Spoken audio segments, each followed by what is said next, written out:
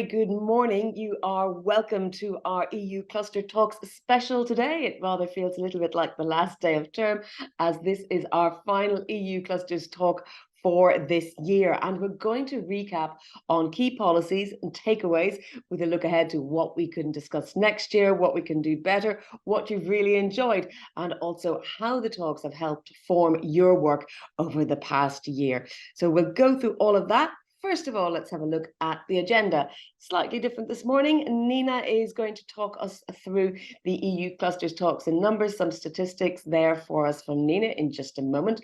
Then Mark Prazor, who is, of course, our team leader on cluster policy in DG Grow at the European Commission, will talk about the key policies for the twin transition and resilience building. Those are the three themes, of course, digital, green and resilience, that we've talked about throughout the year.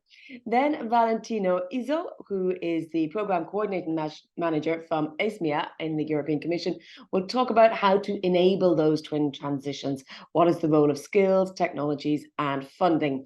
Then we will go into our final panel discussion for the year with some panelists who've actually been part of our talks every morning, or every Wednesday, every second Wednesday that we've been having these. So we're delighted we will be hearing from Dimitri, Giacomo, Mike and Monica. But as always, we want everyone to get involved. So if you're a participant and attendee, you can also get involved in the discussion.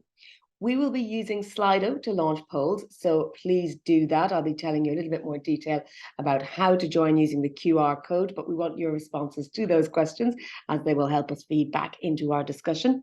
As always, do use the Zoom Q&A function to ask the questions and use the chat function to share links. The chat will be on the right-hand side of your screen, and I see many people saying good morning and saying hello there already. The Q&A function for specific questions for our panel discussion is at the bottom of your screen. It's a little speech bubble icon. If you want to join in person by switching on your camera or your mic, you can do so. Just raise your hand and we will organize to give you the floor, and you can then switch on your mic or your mic and camera. But if you do so, please note the session is being recorded and that the recording will be published on the European Cluster Collaboration platform. With that, I think, Nina, I'll go over to you. I'm looking forward to hearing how we've been doing over the year. So the floor is yours.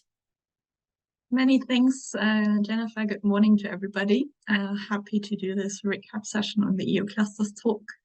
We brought some numbers for you just so, to show you a little bit about the reach that we have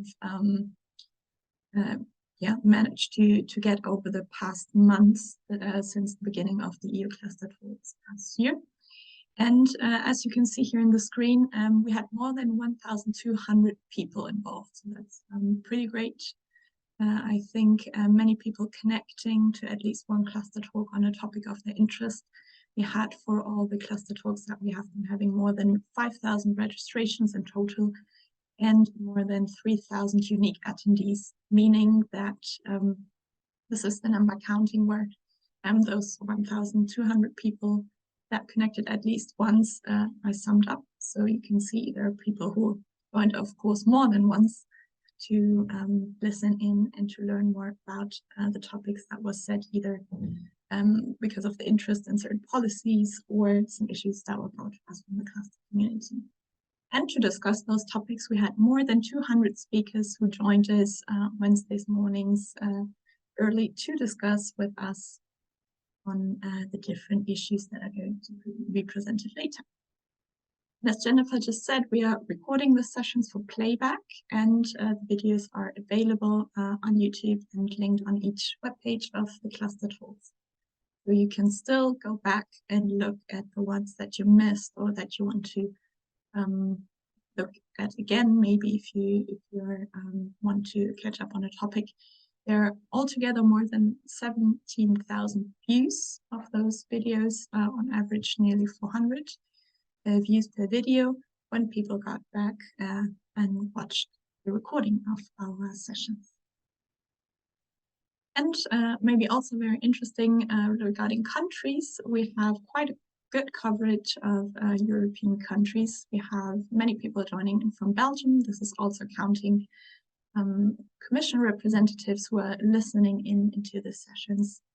to see what we're discussing. We have quite a big community coming from Spain, but also from Italy, Germany, France, and Ukraine, which very great. And then we have many other countries that are 5% and less that you see here in the big 43%. So that's more or less for 5% less, quite even distribution of many other European countries. And last but not least, we are going to talk about recap today, but if you also want to give us feedback written and to make some topic suggestions for next year, you can still do that this week. We still have the feedback survey running this week, so if you would like to give us your feedback in writing, please do so until the end of this week. And with that, I give it back to you. Thank you very much, Nina. I'm really pleased. Those numbers are great. And we've talked about so much over the year that I'm not at all surprised that people have to go back and refresh their memory via those videos on YouTube. So those will be there next year as well, so we can keep doing that. We're going to hand over now to Marek, who is going to tell us about the key policies for the twin transition and resilience building. Marek, you've been talking about this for so long now. You're an old hand, so please take it away. Thank you, Jennifer. Indeed, we are organizing this. You know, the origin came actually out of the COVID crisis, when we had every morning this kind of meetings in order to get feedback from you what is going on and react quickly on our side. Now, when it more stabilized, we see that after this two years, we decided of cluster talks to have a kind of wrap up of the topics that we had. Now this cluster talks is a pretty structured way, and let me go through overview of the topics that we have covered, so that you can look at them and then further deepen if you want, if you are interested. So the basic structure is our industrial policy, of course. The green transition, digital transition, and resilience building, and something which, as I will repeat as mantra, our recommendations from the cluster expert group, which calls for all European clusters in order to lead the green transition, to accelerate digital transition, and build resilience. And this is our main framework. And of course, then it comes with other cross-cutting topics, and mainly the ones when you think what you need in order to drive the business. You need skills, you need funding, and you need technology. This goes together with the growth macroeconomic strategy. You need to have human resources, you need to have capital, you need to have the total factor productivity. So in this framework, we are organizing this all events. And now when you go into details, please, next slide. It very much is determined by the Commission program, European Parliament program, so that we can give you the latest updates on the regulatory policy developments and hear from you what you think. At the same time, this is a great opportunity to hear from people who are on the subject, to have the direct understanding, to have that of what could be improved, what could be further developed. So we, of course, due to the fact that there are time constraints, we cannot cover all of the topics, but we usually go into something that you propose or something that we consider hot, and it's very important for you to be engaged. So of course, when we look at the last 2 years, and we come back to March 2022, when we already thought that we are going to concentrate very much on recovery after the COVID, and we were all preparing for this, then the war, the Russian aggression on Ukraine, made us all aware about how important the energy feedstock is and how important the energy input is. And all the more so in green transition, it did actually had a very big impact as well on accelerating the green transition in energy. So this repower was one of the most important topics that we have, and accelerating of renewable energies. This is very much linked to as well to this now net zero act. It all goes together: renewable energies, green transition, green energy.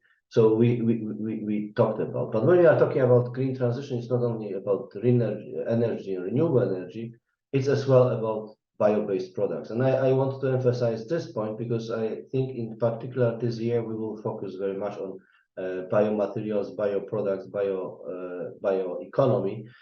And this is something that we tackled, as you can see, on in September 2022 already. But I see there is now big dynamics in development policy and then implementation of bio-based solutions in order to help us replace the fossil fuel inputs. Then, of course, very big topic of mobility. The whole reshuffling of the value chain is going on. It is happening.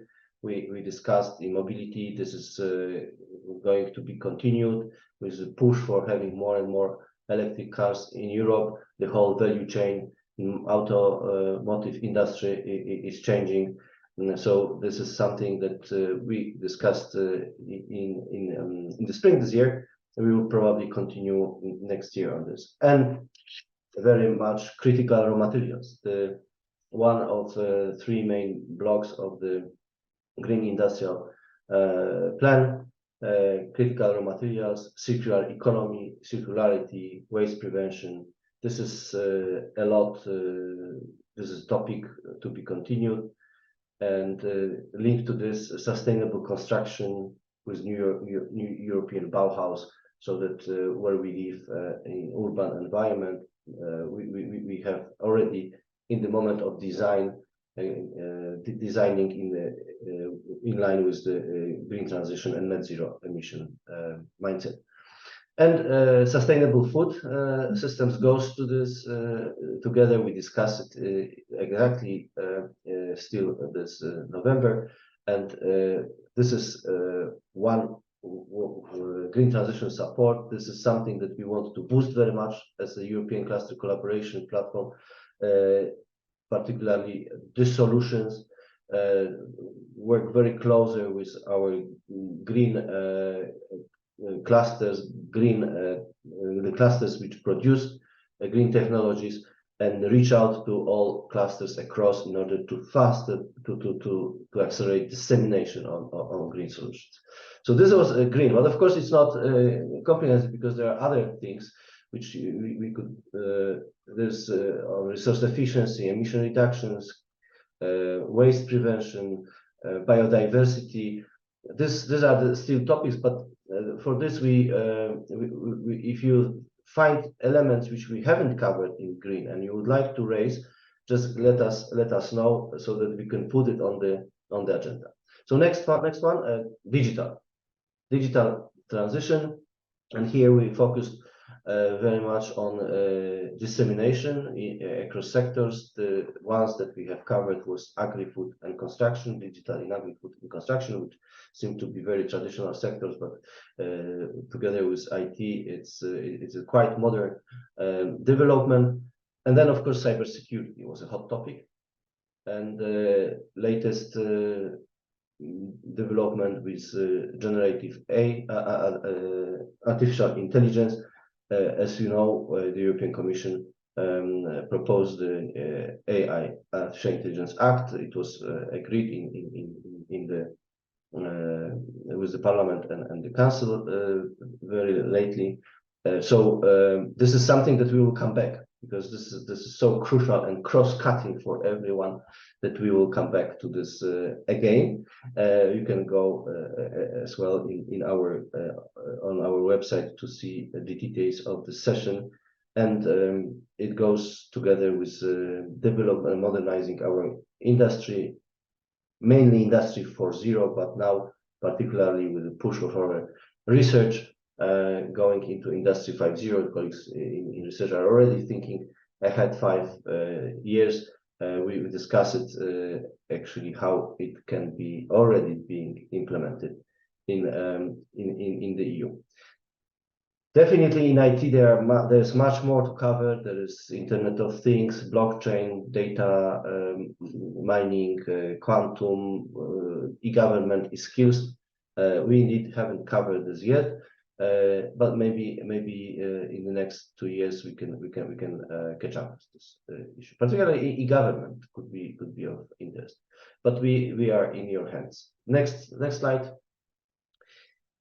If you can see, this is the one when actually we covered the most. The war in Ukraine, COVID, all this supply chain disruptions. It was the topic very much which we needed to cover, and it goes for food supply, it goes for logistics, it goes for reshaping the trade and collaboration with Ukraine, integrating the Ukrainian companies more into the EU value chains. And last but not least, the most important probably is this critical raw material when we are talking about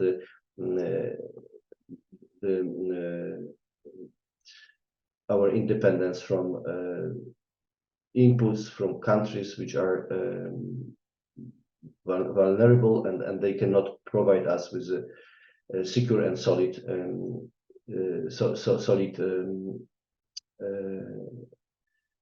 provision. So this is this critical raw materials. It will be probably as well together with the bio products, biomaterials topic, because it's a clear way of how we need to find alternatives using research or using or diversifying our supply sources. Healthcare, it will not finish. We all theoretically forgot about the COVID. So many things happened in the meantime, but still is with us. The health is, we have HERA, we have still work on this. We will be constantly updating on our health topics, and together with this goes the importance to deepen and further work on our single market. This is something very important for DG Grow, as we have 30 anniversary, and we find single market is still far not from being completed. So we will work on this very much. And for this, we have as well working with our colleagues on strategic foresight, and in European cluster collaboration, we put Trend Universe, which is going to, in our smaller EU cluster community, to bring the trends which you can identify in your daily work. And then, of course, very important, the defense and the dual use technologies. So with this is what we covered. But of course, in build resilience, you have other elements. We can go for global value chains, diversified markets, go deeper into critical technologies. I think the single market and competitiveness report, which we are going as the European Commission DG Grow publish in January, will give us inspirations what kind of topics we can discuss. So next slide, and the last slide, I have actually potential topics for the first half of next year. So we have launched as well the survey, and thank you for your respondents on what kind of topics could be interesting for our cluster conference on the 7th, 8th of May this year. Our cluster talks are going to give a food for our discussions in May in Brussels. These are the topics which appear particularly. There's a big push and willingness from clusters across Europe to create the meta clusters, partnerships, Euro clusters. This is fantastic message, because it means that we are building really European integrated cluster community. Then, of course, the elements of shared value clusters, inclusiveness, gender equality, migration, all these elements to be included, security, economic, health, defense security, startups and scale up, something that I think still there's a big opportunity for exploitation of the capacity of clusters of this network and trustfulness between actors to get into to finally address the value of that in innovation, that clusters can play a role in this. Cluster business models, how cluster organizations are financed, fees, services, grants, public support. This we want to discuss as well at the cluster conference, and of course, internationalization, going global, reaching out to other markets. You know, we are organizing the international matchmakings. The target, the directions were like Singapore, Taiwan, Asia, but there are other which we are going to can be South America, Africa. We will discuss this as how our cluster, when they can join resources, can have the sufficient global scale to reach out to other markets and be competitive. And then, of course, as I said, we will discuss. This is what we will discuss how we can use skills and funding and technology. The other things which are very much related to the upcoming programs and things. We have transition pathways going on. We will have the new transition pathway published on mobility in agri-food in the next couple of months. Then we will have retail, metals, defense. This is what we are going to talk. I mentioned about biotech and biomaterials. This will be very much the topic in the first quarter of next year.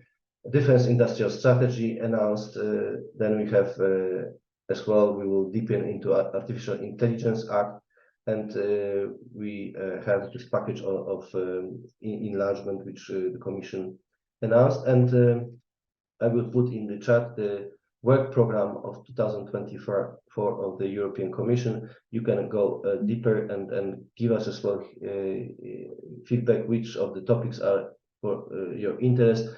I see, for example, water resilience, and I believe water clusters will be very much interested in this. I see as well the advanced materials for industrial leadership, the all composites, the colleagues clusters from this. As I mentioned, European Defense Industrial Strategy, and there are some other points that you could find interesting. But we need to EU space law will be discussed. We have great clusters in aerodynamics and space. So we are in your hands. You raised that these are topics you would like to discuss. But before we jump into the future, let us still discuss what we have experienced in the last 2 years. So that's all from me. I will give the floor to Jennifer now. Thank you much. Thank you very much, Mark. A lot to get through in quite a short space of time there. So thank you very much for that. As I said, we are going to ask that question about which are the most important topics for you. And you can do that by scanning that QR code there on your screen with your smartphone, or you can open up a new window and join slido.com and put in the phrase recap. That will take you to our first poll, which you should be able to see going live now. And that is, what were the most important topics for you? I see there some people already putting them in the chat, but it'd be lovely if you could put them here in the Slido for us. Feel free to copy some of Mark's key points that he had there in his last slide, but also we're open to fresh and new ideas there as well. Clusters, business models, skills, defense, security, all of that is going to be important. I think if I'm correct, Nina, we can leave that Slido running while we hand over to Valentino to give us a look ahead at the sort of learnings that we might have, a look at exactly how we can deliver all those twin transitions and the role of skills, technologies and funding. I see there defence and security, good practices, security again coming up, fighting crime, skills, although this was the year of skills. Funding, of course, always important there so that we have sufficient resources, clusters, business models, critical raw materials, and then we've seen the Critical Raw Materials Act just this year, so something to look at there. Naturally, Ukraine is going to be high on the agenda, but possibly, hopefully, from a more enlargement principle and prism next year. Skills again, so quite a lot coming up there. But I'm going to let that run a few more minutes. I think skills is important, life quality also there. Startup and scale up, again, the same as Mark had been pointing out in his slides. I see also that we have in the chat, Frank suggesting innovation. I see also a demographic challenge suggested by Carmen. So we have, I think, a lot of ideas there. Okay, let's 11, a couple more participants are typing. So active aging and the silver economy. So the demographic challenge, as mentioned there, is included, and the circular economy. So I think there are a lot of those things reflecting both the digital transition when we think about things like startups, when we think about innovation, and also looking at the green transition there when we look at critical raw materials and the circular economy. But other things like life quality, gender equality, and fighting crime, also taking a more social dimension as well. So I see one more participant is still typing, so we'll wait for that person to get their thought on before we move on to hear about how we enable the twin transition and what indeed the role of skills and technologies and funding is. Any further advance? Okay, value added through clustering. We are going to talk on our panel a lot about the clusters and how these clusters talks have also helped deliver on policy. So we will come back to specific cluster elements in just after we hear from Valentino. Valentino Iso, Program Coordination Manager at ISMEA.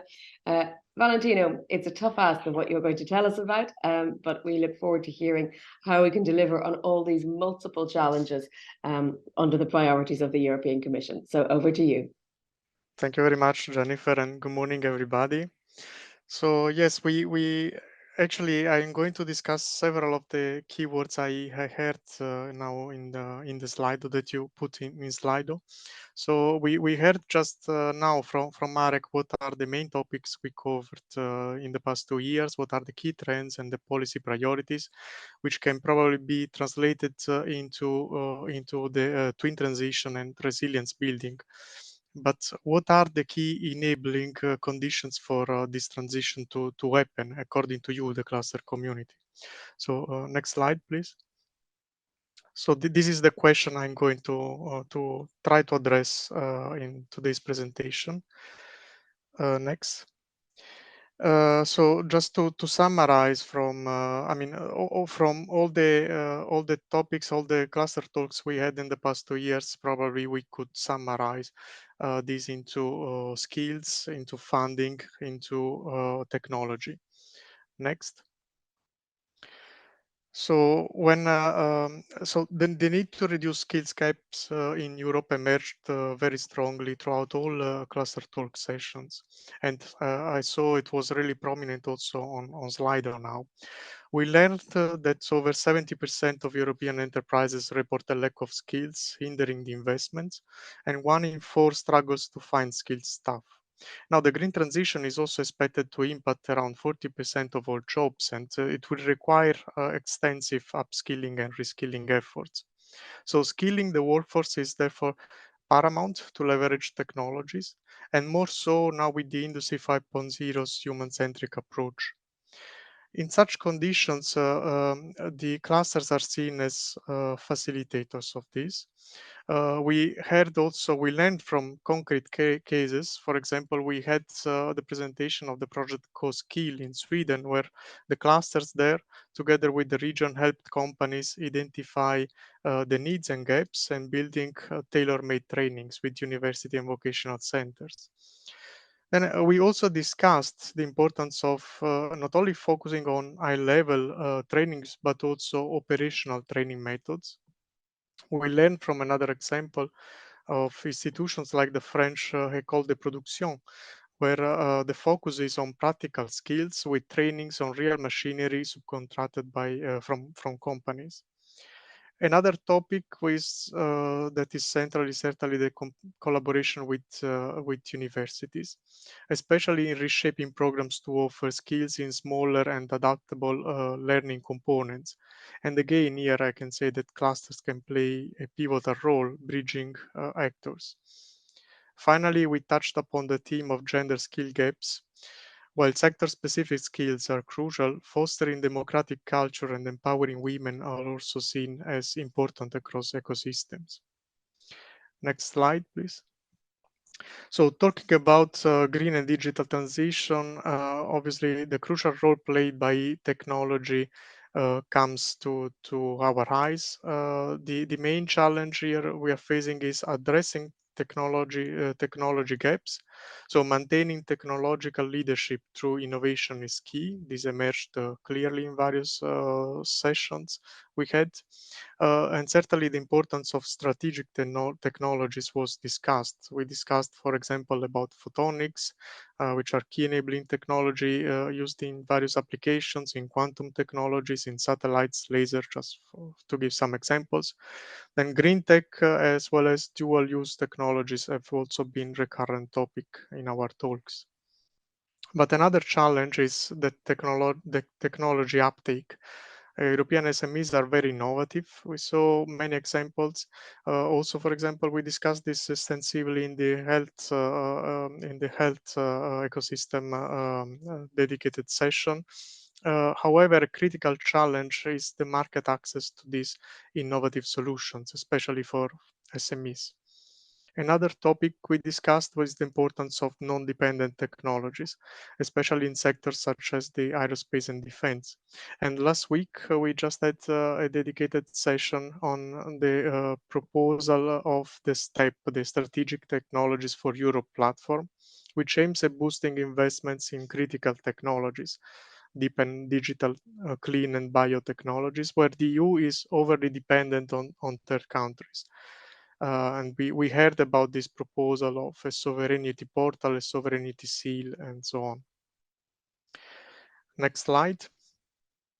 Then obviously, lastly, I would say that when talking about the enablers, certainly funding comes on top of our head. And that's why we had actually great emphasis on funding opportunities. A list of most relevant funding has always been presented throughout the cluster sessions, but we also had several dedicated sessions to this topic, eviscerating it from different angles and perspectives. We had discussed about the main funding opportunities from EU funds. We went through both under the funds under direct or shared management. We have discussed the Euroclusters initiatives from this call from the Single Market Program that is specifically designed to support clusters and cluster policy objectives. But here I cannot list them all because the funding opportunities are really many and several. I would rather focus on two lessons I retained from the various instances we discussed about funding. The first one is the role of cascading grants. So the role that cascading grants, such as the calls also published now by the Euroclusters projects, can play in providing easier to access funds for innovation to SMEs. And then another learning is the importance of having a good mix of both public and private funding. So we had a dedicated cluster talk on private funding because we should not forget that there are a lot of opportunities there as well, which we are not tapping in sufficiently. We saw also concrete cases of how clusters can favor actually this mix by changing or adapting their business model. We've seen the example of the Aviazen cluster, for example, that developed the need-driven services that members pay for on top of their membership fee. We also saw a case of the Ireland Southeast Financial Services cluster, that is incorporating the financial services sector. So they created the sandbox, a fintech center of excellence outside of the structure of the clusters to raise more seeds funds for the companies to develop their ideas. But transformation certainly requires much more than funding. So you can see on the screen only some of the keywords or topics discussed. I'm not going now to read the full list, but maybe just singling out a couple of them. I would say that certainly we learned about the role of intangible assets, such as intellectual property, in driving the green and digital transitions. So patents are gatekeepers to critical technologies. But we also discussed the important shift that is now happening in public procurement with the innovation partnerships, these collaborative ventures between buyers and suppliers. That means that a product or solution can be researched, developed, and then procured without the need for separate processes or contracts. So let me go to the conclusion now, and coming back to the question I said I was trying to answer. I would summarize, if I had to summarize in one word, what are the key enablers for the twin transition and resilience building, I would say clusters, because what emerged clearly across all the cluster talks we had is that is the cluster's pivotal role in skills identification, technology adaptation, and navigating funding opportunities. So we saw many concrete examples of how clusters can support and drive changes, how they can share information, connect the dots, reduce the market fragmentation by bridging between different actors along the value chains and also across sectors, but also liaising with governmental authorities, for example. And this is all from my side, and thank you very much. Thank you, Valentino. Thank you very much indeed. And of course, I know you didn't read all those lists, but for those who want to go back and read it, remember we have recorded this session, so you can go out and check in detail Valentino's slides after our discussion today. We're going to go back to Slido once again, and the question I'm asking is, what was your main takeaway? Not just from Valentino's presentation there, but from the clusters talks that we've been having all this year. Just as a recap, you can do this on your smartphone. You can scan that QR code, which makes it very GDPR friendly because you can be anonymous, or you can go, if you open a new window on your browser, go to slido.com and put in the phrase recap. I think it is a pretty tricky question, judging by the fact that not everyone is leaping to answer that at the same time, but we'll see what people are saying. So I'll leave that open for a few minutes to see what people are typing into our poll.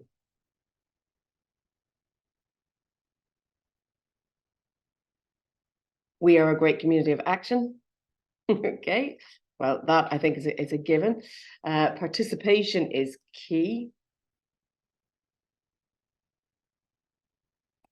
Any others? Let's see what else we have coming in. I'm looking at this on two different screens to see which one's coming in faster. We can learn from other clusters. Collaboration is essential. I think there are a few overlapping ideas there, so that it's about community collaboration, learning from each other, but practitioners and participation also important. Networking, again, I think very much this is one thing that's clear to me here is how much relying on and talking to others in this clusters network is extremely useful. Clusters are great enablers. I think I'd be very surprised if somebody's coming up with anything totally different, because it really is what has been key to me as well over the last year talking at these clusters talks. There's an abundance of clusters activities. We've seen that as well every other Wednesday, with people saying hello from all across Europe and with different focuses, but yet at the same time all managing to pull together and come up with some other elements that they can work together and learn from each other. So clusters are key for EU competitiveness and overcoming those challenges, I guess, and communication is essential. I think we'll leave it there, because I'm sure that is so coherent that I think it's a very clear message and a very clear takeaway from our talks. We will have one more Slido poll before the end of today's session, so do keep that window open in your browser.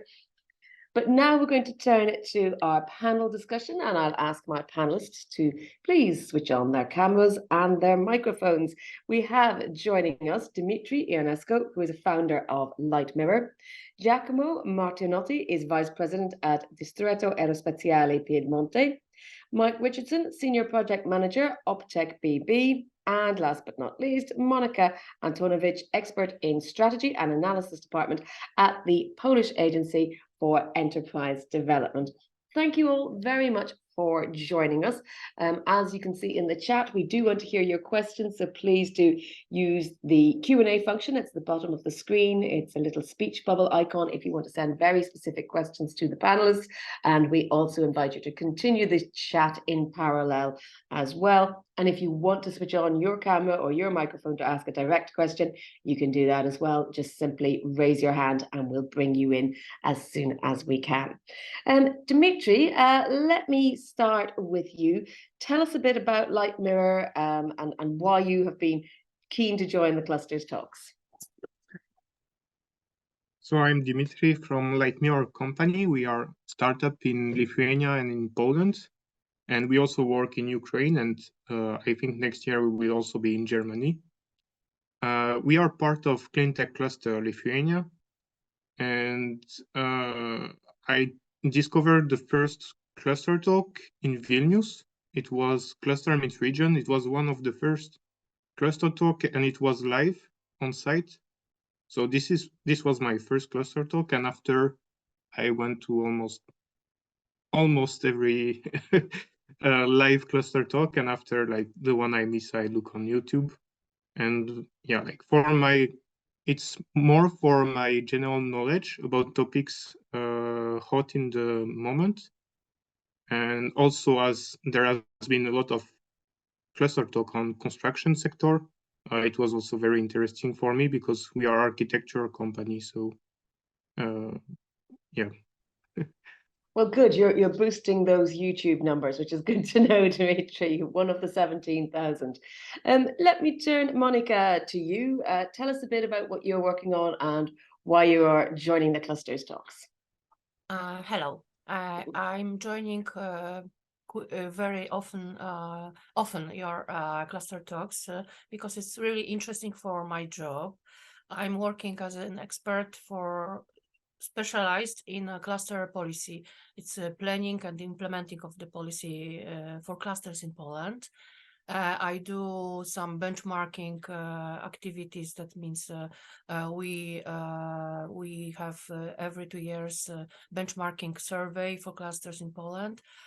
We try to find the best practices of Polish clusters. And that's why I joined the Cluster Talks to know more about other clusters in Europe and outside of Europe, because I think we can learn from each other.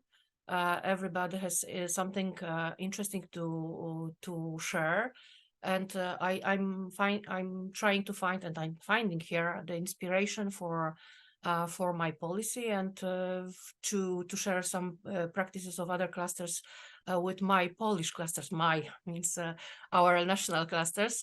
What more, I think that's very important for me is the information from the Commission. What is going on for clusters? What kind of activities Commission is having now, or I can share with my clusters, and as well. What is for me important is up to date with activities, which Nina is providing almost every time at the beginning of the event. So that's my interests. So it helps with forward planning. Yeah. Good. Richard, Mike Richardson, Mike, same question to you. What are you using the Clusters Talks for? How is it informing you? And also a little bit about yourself and Optech BB, what you're working on and what your focus is. Well, first of all, what I'd like to share is that the cluster activities are a launch point for success, and we have been engaging a lot because we've received a lot. So hi, I'm Mike Richardson. Obviously, I don't sound European. I'm from the United States. However, I am a new European and proud to be a European, and this is my opportunity to pay back Europe. I serve the photonics, quantum, and deep technology community in Berlin via our cluster, Optech BB, which is a member of Go Cluster.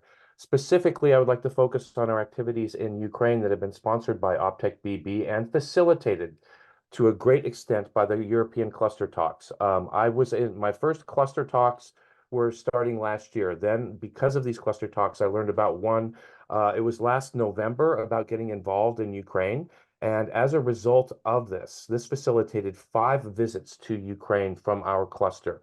And we have formed, in partnership with our Ukrainian partners, the first photonics cluster in Ukraine.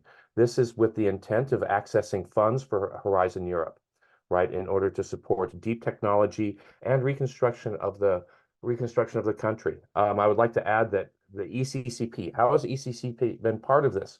Well, based on this first meeting in Ukraine, facilitated by a ECCP meeting, I attended the cluster meets regions in Košice to meet our Ukrainian partners in person. This led to a very large, let's say, tour of Ukraine in August, where I met all of the participants that I met in Košice. This led to signing a significant amount of letters of intent and ultimately resulted in our cluster bringing 4 Ukrainian researchers in quantum technologies to our premier event, Photonics Days in Berlin-Brandenburg in October. So as a result of this, in addition, I'd like to add that there were 2 overseas trips facilitated by the European Cluster Program. Taiwan has led to direct business activities for our cluster. Singapore has led to direct business opportunities for our cluster and a linkage to Ukraine. I could speak for a lot about the success and the opportunities that ECCP has opened for us. This is only the beginning. And what I want everyone to know is that we're continuing our Ukraine project work, and this is because of ECCP. You have provided the energy and the platform for our cluster to engage, and hopefully let's go to victory and delivering value for the reconstruction. Thank you for the question. Thank you, Mike. And I am going to come back to you because we will hear more about what you found very useful. And one thing that has come up, I noticed over the year, is how agile the clusters are and how they can really react to real life changing situations on the ground, which of course with Ukraine is hugely important. Giacomo, I cannot see you, but I presume you're still there. Can you see and hear us? Yes, of course, I'm here. Wonderful. So, I mean, same question to you that I've asked with the other panelists. Right. What is it that you find most useful from the clusters talks, and what is it that you're working on that that the clusters help you with? All right. Well, first of all, let me thanks ECCP for inviting me today. It is a great pleasure. My name is Giacomo Martinotti. I am the Vice President of Distretto Aerospaziale Piemonte. Piemonte is a region north-west of Italy. Torino is the capital, and we are located there. Just a few figures to give you some framework. We have 97 members. 70% are SMEs, so very, very important. We are an integrated system of companies, academia, research center, and public entities and trade associations. So it is quite a good mix of actors. The region Piemonte is very well rooted into the space because the first flight of genuine design and production of aircraft was in Torino in 1909. So it is quite amazing this. In addition, I would say that in Piemonte we have much more than 97 members, entities. We are accounting for 450 companies engaged in aerospace. 150 are really core business aerospace. So it is a huge park of actors. 8 billion turnover per year and 35,000 people involved. So it is quite an interesting bubble. but it is not a bubble. It is connected to the real world. And I would say that we are really engaged with Europe. Myself is part of let's say, as a role in the Commission as an expert in DG DEFIS. And we try really to be active. What is the benefit of ECCP?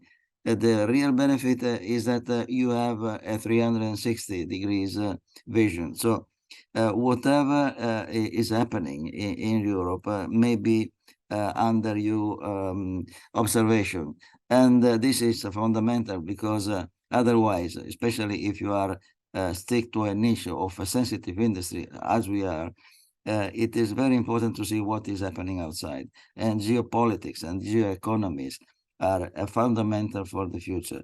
SMEs included, because SMEs need actually continuity and stability as the prime actors in industry need. So it is a plus in terms of vision of what is going on in the bubble of Europe. Thank you, Giacomo. Indeed, I know well Piemonte's sort of, if you like, prowess in the aerospace industry. A bit of self-promotion. You can listen to my podcast, Let's Talk EU Space, on all the major podcast platforms if you want to do that and find out more. And Dimitri, I'm going to come back to you, asking you which topics or which policy areas have been the most interesting to you. You say you're working in the architecture area. I suppose there's various elements of the green economy and circular economy that might be of something of note for you. So about policy, I'm not very interested because we are SME, so like it's not really directly concerning us. But about cluster talk, like I think the topic that interested me the most was critical raw materials. Was a long time ago, like last year, and because it showed me and like it turned me some light in my brain that about the green transition. And the acceleration of it is completely linked to raw materials, and there will be a huge problem in the future. And it was one of the things that I never understand before and never heard of before this cluster talk. So this was my favorite cluster talk. And after, like the impact of cluster talk and policy brief in cluster talk in general is I listen to it, I take into consideration, maybe not immediately, but after like a few weeks, it came back to my mind. And sometimes it's more during the cluster talk, one phrase or even one word just turn on the light in my brain and make me think, oh, I should do this for my startup. So as an example, I think last 2 weeks, it was AI cluster talk. And one of the problems raised by a panelist was SME don't gather any data. And when I hear it, it was completely true. Like, even if we work mostly on computer and online now, beside this, we don't really gather data, and we don't really treat data after. So like, this is one of the things I'm trying to implement more now. And yeah, that's all I got. I know that's fascinating for me as well. We've been following the AI Act a lot, and it is a challenge sometimes for smaller companies to know what they can and cannot access in terms of data, whilst being compliant with the many, many different rules we have at EU level.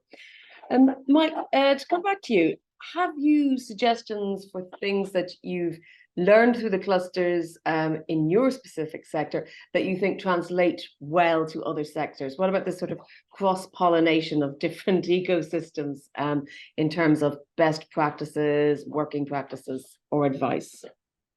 Let's see. So in regards to cross-pollination, actually, I would say that is a critical primary function of the cluster mechanism, that I am interacting with non-photonic and quantum. So I would say the best practices that I've learned from this are specifically from the overseas trade missions. And that is, we have a very formal speed dating. The speed dating done in international settings is a best practice, and how the ECCP does it in a highly structured manner, curated, leads to beneficial outcomes. I've experienced this for our cluster in Taiwan and in Singapore. And what I'd like to add is that the ultimate, how we connect Ukraine with this, is that we had a ECCP partner in Singapore that we met who is from Ukraine. So this goes full circle. And from the initial meeting of our Ukrainian colleagues online back in November last year to a couple months ago, meeting a Ukrainian colleague in Singapore. So the best practices are the matchmaking. Really, every single one of the matchmakings that I have attended, from Košice to the other overseas events, has led to business or cooperations or project leads. So I hope that answers the question. Okay, I mean, and why I'm mentioning this is that if anyone here has a chance that's watching this event, you have a chance to participate in the matchmaking sponsored by ECCP. Please do it. And if it looks like there's no one that you're connected with, then that really means to do it, because that's where you find the surprises. Absolutely. Monica, any particular topics, or if you had a favorite cluster talks of the year, what would it be, or what were the things that were getting you excited and interested this year? Okay, thank you. From my professional point of view, the most important and interesting topics for me are, of course, green and circular transition, as well as resilience of the economy.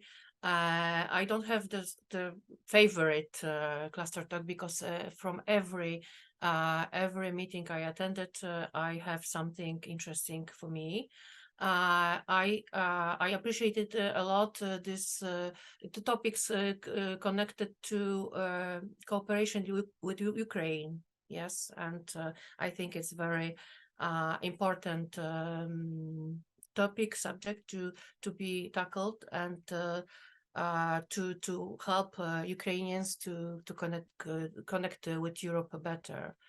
We were some years ago, we were on the same place, like starting country, and I think that this kind of warm and interest and willingness of cooperation from European clusters is very interesting for me, and I appreciate very much that this environment cluster ecosystem is so friendly and so nice. So that in general, that's my what I catches most important and most interesting for me. But as well, of course, every topic like sustainable food, energy, and others are broadening my mind and helping me do my job better. So thank you. Well, based on that last slide, it does seem networking, collaboration, communication, sharing thoughts with like-minded individuals is one of the key things. And I say like-minded in having the aspiration to find EU solutions to all of these global shocks that we see. We've mentioned Ukraine several times, but we've got other spreading shocks around the world. And as Marek said at the very beginning, it's easy to forget COVID is not even that long behind us, because it seems so much has been happening. And I think clusters is a good place to come for support from each other. Giacomo, the same question to you. What have been your key policy talks or key clusters talks that you've really found most interesting? Yes, thank you for the question. For sure, my favorite item is the supply chain and the resilience. As I said, the large majority of our cluster are SMEs. SMEs it is an excellence in Europe, not really well estimated, because it is much more than what we have, than what we feel that we have. And therefore, we should defend and promote this supply chain. This is the reason why supply chain is linked to the funding and programs. And therefore, the visibility. Visibility, to my eyes, it is much better served if you are going online. Because if you do something lively in a special place, I would dare that let's say a number of SMEs have the time and the money to move and lose 2-3 days to go there. Much better if they can join online. This is something that it is clearly against the current policy of many big players in Europe. But my advice is go both. Don't limit to the lively let's say event, because it is very nice for the area, but very difficult to, let's say, to be used by everybody else. And this is the last point that I would like to add, which is a little bit slippery, is the skill. One thing is to talk about the basic skill. And this is for sure the best topic of the day. I just have an experience of a meeting with big player in Europe, where the big industry did not really show a lot of interest in a common skill for everyone, because it is clearly an issue of knowledge. Knowledge is the basic ingredient of all industry. So skill, it is a big issue, but I think you have to calibrate really very well with the big industry, what up to the level they want.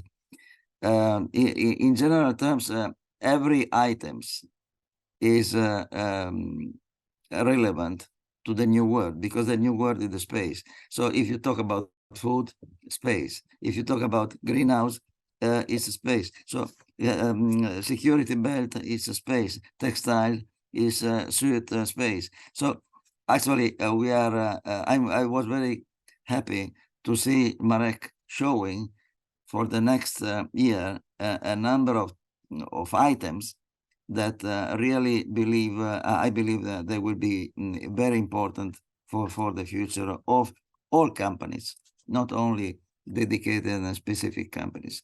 Thank you. I stop here. Thank you.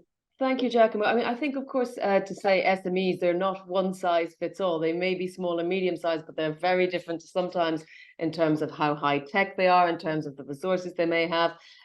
So worth saying that about SMEs. And of course, SMEs can often benefit the most from these live events where they perhaps don't have the chance, whereas the big players, they do the rounds all the time. So for SMEs, it might be a bit more value add to pick the right one to go to. We're going to go back, I think, to have a look to the future. We have a Slido question that is once again over on slido.com, and it's also what Marek raised. Let's have a look. What topics would you like to discuss in 2024? So I think I'm going to encourage my panelists as well to answer that. Monica, I'll start with you. What topics would you like to discuss in 2024? And of course, everyone can vote in this. Okay, so I would like to, I have some ideas about a couple, more than couple proposals. I would like to go deeper with clusters, good practices, services, products, but not in the meaning of products of family of companies, but common cluster products, common cluster services, even without public support, services for public sector, for example, maybe private investments, closer look on how to do it, where were the problems, results achieved, what is added value of this kind of activity, follow up, what happened after. I'd like to see more Euro clusters, like Marek said, that will be the subject. So I would like to know more about best practices of Euro cluster, just to share with the community of clusters to learn from each other. I would like to see more mentoring for less developed, more startup clusters, like, this business models, sharing the business models is very important for me as a person who see the cluster environment. I would like to see as well more industry symbiosis. This is the interesting topic for me from my point of view. I would like to see more CSR activities of clusters, like this cooperation with Ukraine, not only business, but sometimes CSR. But I would like to see other activities connected in Europe, in their regions, which they perform. I would like to see some more information, more closer look on the policies in different countries. Like approach, like one day we meet, I don't know, Spanish clusters and Spanish policymaker, and another day Ireland as well, or Poland. I would like to see closer look on problems, societal problems, like society aging, illnesses, and that means the problems like subject. So we can manage with some cluster talks about oncology, for example, or society aging, and then a presentation of the cluster, what they do, how they tackle these problems. And I would like to see some focus on law which is affecting clusters and clusters members, like this CHIPS Act, AI Act, some discussion. Maybe it is good for clusters. How can they use? How can they have profits from this kind of law, or what would they like to change? I think that as well it's important to have some time for develop our community and our tools like ECCP. Maybe some discussions how could be the future for ECCP. What kind of activities and tools cluster would like to see on ECCP, for example. And I think that's all. I believe that we together are building policy, our future, our well-being, and our common society here, and community generally. We are building something. So that's my point of view for the future. My proposals for the future. Thank you. Thank you very much indeed, Monica. I've typed in as you were speaking there, country-specific talks as well as laws affecting clusters. So we'll try and gather all of those together into a word cloud, as you can see there before us. Giacomo, looking to the future, is there anything topic-wise or theme-wise that you would like to see included for 2024? Yes, thank you for the question. For sure, there is the need to work a little bit on the new procurement policy, because we are coming from globalization, we are going to localization, and this, I think it is very important for the EC to let's say explain how to do it and favor how to do it. This means that we need to have let's say a little bit of indication about risk assessment. For instance, foresight. JRC is a wonderful and tremendous source of information that may offer visibility for the future. And for sure, there is the real need to lower the burden of regulatory financial regulation, because is stopping a lot of initiative. I'm in favor of a very lean relationship, and this may be translated into the lump sum contract. It is absolutely important that we have an easy access for the companies. Otherwise, they will not apply for the very simple reason. If you conjugate with the real difficulties for the burden regulation and the low rate of success, the result is no thank you. Therefore, this is a very great point of attention. Localization, it is essential for the future. as I said, and is linked to the strategic autonomy and the innovation, because Europe should have, let's say, should develop this concept in real terms.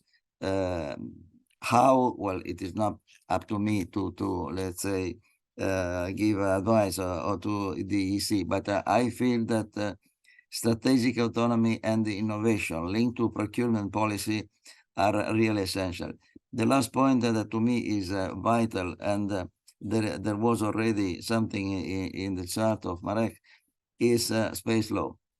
At the end of this year, Italy will issue the first space law for Italy. Other nations have already done it, but the real issue for the future, for the, let's say, the position of Europe, and therefore the industry of Europe, and I'm not meaning only space industry of Europe, is the space law. Space law will be the platform from where we can start or stay stagnant. Thank you. I will stop here. Thank you, Giacomo. I think a lot of what you're saying is there being reflected in our word cloud. I see there innovation in public tenders. I put in there as well, I think, public procurement. And we're seeing also things about internationalization and laws affecting different clusters, which would include space law as well. Mike, any thoughts for you for the future? What's on your wish list for 2024? Absolutely. Quantum technologies. We would be happy, let's say our cluster would be happy to share information about quantum and perhaps an introduction to those that are non-technical. It's very important for Europeans to learn about quantum technologies, and in particular to know in two areas where Europe has a commanding lead. That's one. Number two would be transforming world-leading European research to market. Right, how to go to market with our world-leading research outputs in Europe. Others is going to be dual use. The STEP program is of keen interest to our cluster because this fits in with strategic autonomy and materials. So as you can see that my common theme is more emphasis on deep technology and perhaps explaining this to those that may not have a background. This is what we would like to see more of. Well, I see already there in the cloud that AI has come up as the biggest issue. I think possibly because it has been dominating the discussion in Brussels for quite some time, but certainly something we will see more of next year as well. Dimitri, finally for our panelists, your thoughts on what you would like to discuss in 2024. That is now becoming a very full word cloud. So I should say there's not a lot of space left. What else can we cover in 12 months? Dimitri, your thoughts? So most important for me would be innovation and relation with government, so public tenders, because for construction sector it's different, but it's very hard for SME to enter a public tender, and it's very long. There is a lot of delay in payments, delay in administrative procedure, and it's very hard as a startup to enter in a government relation. Second one would be integration of neighboring country, Ukraine first, Moldova too, Georgia. How like updates around the year about how it's going and like, understand more, because I think we are two in this call having business with Ukrainian companies, so like it's very interesting for us. And last one would be how to accelerate the implementation of policies. So I work on transition pathway for construction sector, and yes, we made the documents this year. I think will be voted or implemented in 1 or 2 years, and after we will be in 2026. So like we have only 4 years left until 2030, where these policies need to be implemented. So like how we will accelerate, because right now we saw that it's very long to come to an agreement on policies. It takes between 1 and 4 years, depending on on the policy, and after the implementation it's very slow. So like we saw it with Paris Agreement 2015, almost nothing done. Only 2% of global private investment in green tech. It's very slow, and I want to have like maybe a cluster talk on good practice example on how policy implementation have done good and fast. So yeah, that's the free topic I want to. Thank you very much, Dimitri. A little bit depressing there when we talk about how slow some of these very laudable aspirations are to be implemented. Yeah, but we're all working hard when we come to these clusters talks to try and get people really encouraged to move at speed and be agile. As we said before, that is one of the key benefits of the clusters, and that they can do things a little bit faster than national governments and move and draw the right people together in a way that maybe purely political organizations can't. So there's a lot of positives to take away. That is a huge list of things there to work on for next year. I'm going to call Marek back in. Marek, I'd like your thoughts on that word cloud of which topics people would like to discuss next year. There's a lot there, and some of it is reflecting what was on your slide, but I think we've populated this one even more. Yeah, thanks, Jennifer, and thank you very much to all panelists, because it was very, very helpful, inspiring, and encouraging. Because it means that what we are doing makes sense, which is very important to continue. And then in all of four interventions that you had, you know, Monica, what you said is very important for policymakers of cluster policy. That you get overview. This is very. Very important to have this cluster policymakers as well in our cluster talk. So this is for me to need to reach out to many policymakers so that they can see this contact with cluster community directly as you are having. Giacomo for SMEs, sorry, Dimitri for SMEs, the relevance for what is that it can be inspiring. You said turn on light on something. This is exactly, SMEs don't usually have this overview what is going on, and this is as well encouraging. Giacomo, you said about vision. This is exactly what when I put the work program of the European Commission, exactly when you go through, these are the topics which are discussed in the European Commission with the stakeholders. These are the topics which are setting the idea, and for everyone who is in business, being big, small enterprise, the strategic vision in which direction your business should go, your ecosystem should go. This gives inspirations. Yeah, like this space law. It means that there is something going on, and what is in this space law? It would be very important for you, in which direction you are going to do investments, in which direction you are going to train the people in the whole ecosystem, including universities' curricula, which is still not taken up very much.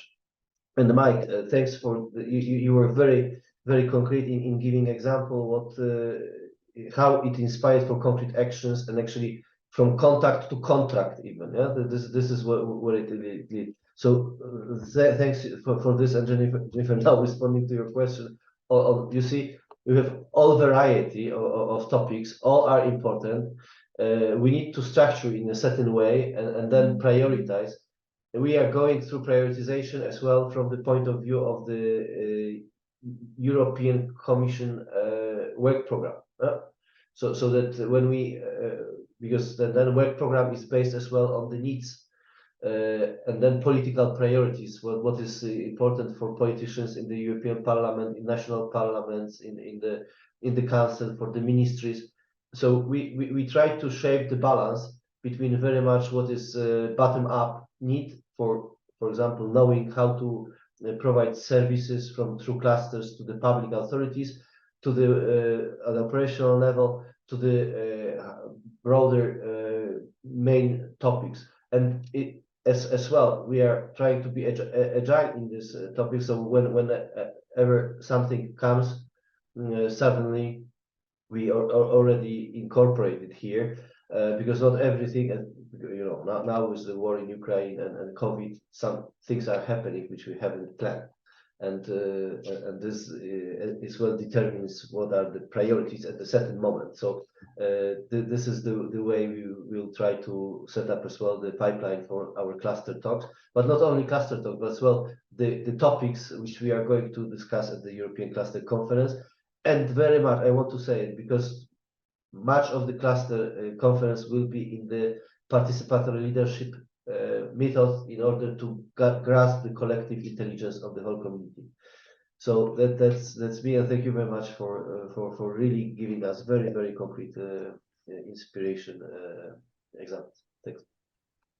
Thank you very much, Marek, indeed, and thank you, of course, to all the panelists and everyone for really getting involved in those word clouds, making them very rich, and I hope something useful as well for the team looking ahead to planning the next year.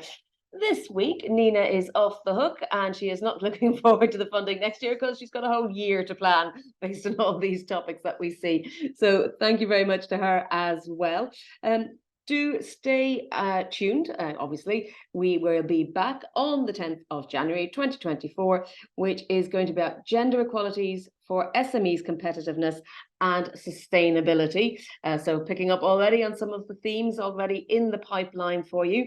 And you can also see the link to register for upcoming talks there in the chat. And we'll see you next time. For those of you taking a break, have some happy holidays, and we'll all be back again in January. You can check out more on the clustercollaboration.eu, following clusters_EU on X or Twitter, and on LinkedIn, it's the European Cluster Collaboration Platform. And please do use the hashtags EU Clusters Talks and hashtag ECCP. That's a good day for me. Bye-bye.